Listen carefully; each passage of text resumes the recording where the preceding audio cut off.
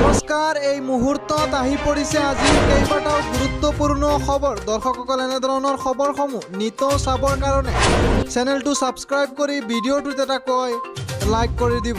দৰ্শকসকল, আজিৰ প্ৰথমটো খবৰ হৈছে এটা ডাঙৰ খবৰ। জুন মাহৰ প্ৰথম সপ্তাহত ঘোষণা হ'ব পাৰে মেট্ৰিক পৰীক্ষাৰ ফলাফল আৰু 20 জুনৰ পূৰ্বে ঘোষণা কৰা হ'ব এইচএছ চূড়ান্ত পৰীক্ষাৰ ফলাফল। আছুৰ সৈতে হোৱা বৈঠকত সেৱা AHSEC কৰ্তৃপক্ষৰ আশা আৰু 30 মেত ফলাফল ঘোষণা কৰাৰ কথা আছিল সেৱাই। দৰ্শকসকল, জুন মাহৰ প্ৰথম সপ্তাহৰ ভিতৰত ফলাফল ঘোষণাৰ দাবী আছুৰ আৰু ফলাফল ঘোষণা সন্দৰ্ভত সেৱাই এতিয়াও দিব পৰা নাই সঠিক তাৰিখ। 20 জুনৰ পূৰ্বে এইচএছ চূড়ান্ত পৰীক্ষাৰ ফলাফল ঘোষণাৰ আশা AHSEC।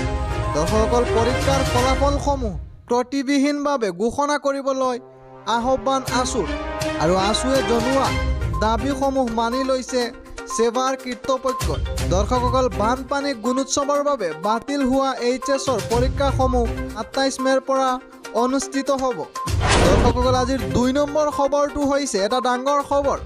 উত্তৰাখণ্ডৰ পিথোৰগড়ত সংঘটিত হৈছে এক ভয়ংকৰ পথ দুৰ্ঘটনা আৰু সশস্ত্ৰ সীমা বলৰ 2গৰাকী জোৱানৰ মৃত্যু হৈছে বুলি জানিব পৰা গৈছে আৰু দহাবত গাড়ীখন পৰি যোৱাৰ ফলতে এই দুৰ্ঘটনাটো সংঘটিত হৈছে।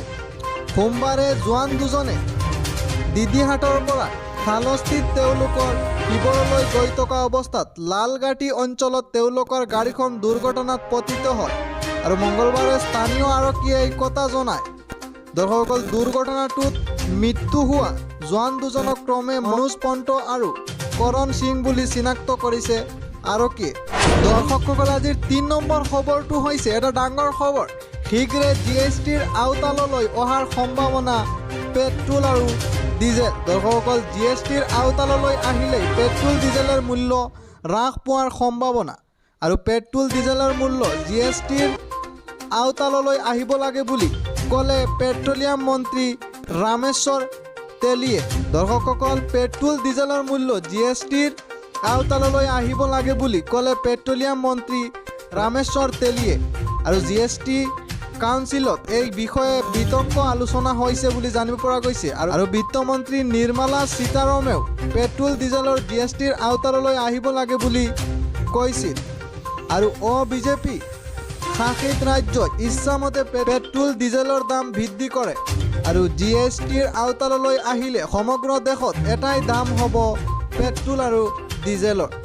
কিন্তু তেন্তে হোৱাটো বিচৰা নাই বিজেপি শাসিত ৰাজ্যসমূহে। শীঘ্ৰে GSTৰ আওতালৈ অহাৰ সম্ভাৱনা পেট্ৰল আৰু ডিজেল।